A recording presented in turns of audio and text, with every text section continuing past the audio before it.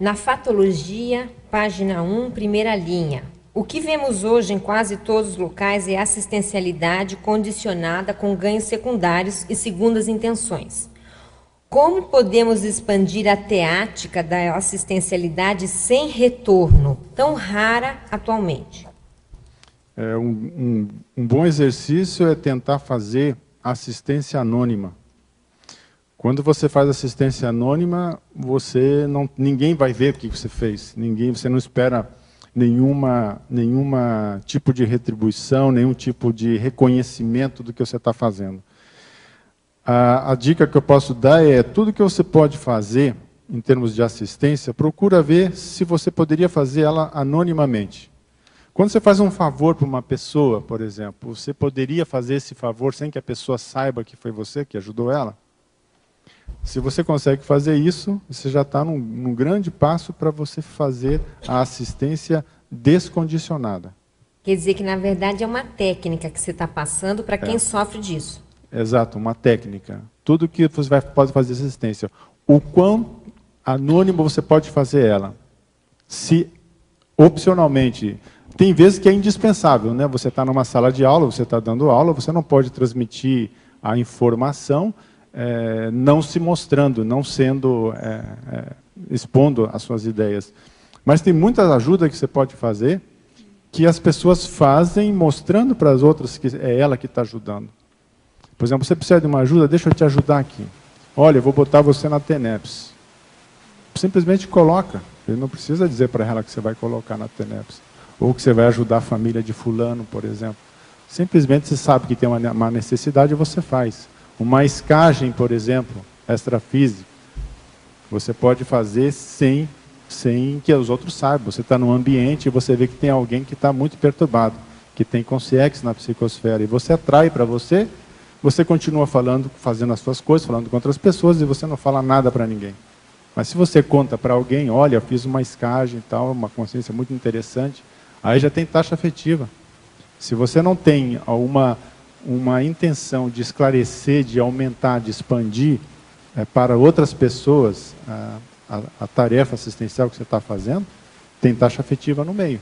Você está querendo receber algum tipo de admiração, algum tipo de elogio, mesmo que a pessoa não fale para você, alguma admiração você gera na pessoa, quando você conta que você fez esse tipo de assistência. Então tem várias situações que a pessoa pode fazer.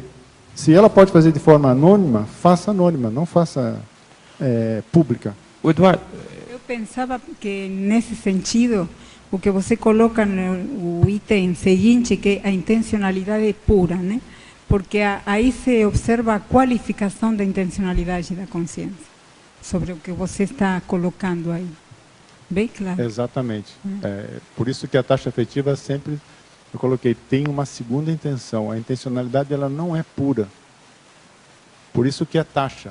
Essa taxa pode ser 1%, pode ser 10%, pode ser até 90%. Você faz algo que 90% é para você, para saciar a sua carência de afeto. Principalmente na TACOM é comum fazer isso. E 10% você que realmente tem interesse em ajudar aquela pessoa. O resto é só autopromoção que você quer. Então a intencionalidade pura seria 0% de taxa afetiva. Quer dizer, é possível, né? Aí seria taxa zero, que você coloca como... Sim, a taxa estaria zero. dentro de taxa... Taxa zero seria isso aí, de você ter intencionalidade, é um dos pré-requisitos, intencionalidade pura. Você só visa o bem-estar da outra consciência, sem pedir nada para você. Eduardo, aí nesse sentido que você está colocando aí, que eu estou vendo que essa taxa aqui é impossível você escapar dela. Agora, difícil mesmo. Ué. É o que eu estou tentando fazer. Mas é o caminho do serenismo, né? É a história do serenão, que ele chegou num nível em que ele é anônimo, ele não precisa mais disso, quer dizer, já é um outro padrão. Esse é taxa zero. É taxa zero. Mas eu conheço gente que tem taxa zero e está no intrafísico. Pois é, nesse nível de pré-serenismo, você vê que alguém que possa ter uma taxa, então, bem pequena já? Certo. Sim, tem. Eu conheço pessoas que tem taxa zero. Eu observei, mas não é possível. Não tem nada que ele faz para fazer algum tipo de autopromoção, uma vaidadezinha no fundo. E não tem. e é intrafísico. Agora- Eu acho que de quem eu estou falando. Agora, Eduardo, quando você acha, ou se é que existe, quando é cosmoético chamar atenção para si? Porque você está dizendo o lado negativo, que eu acho que é o que mais existe no É o que mais planeta, existe, com é. certeza.